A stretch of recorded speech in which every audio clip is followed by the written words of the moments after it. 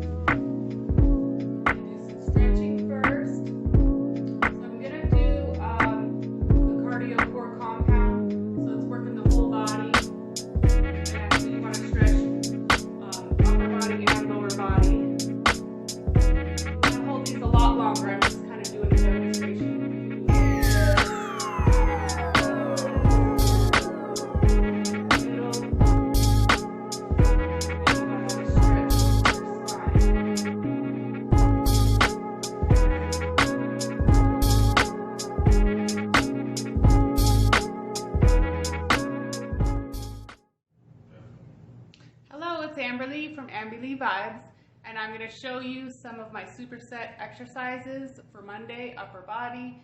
And the cool part is that I'm going to show you what I look like in 8 weeks. This is the second week, so in 7 weeks. So continue watching and follow along, and I'll see you later.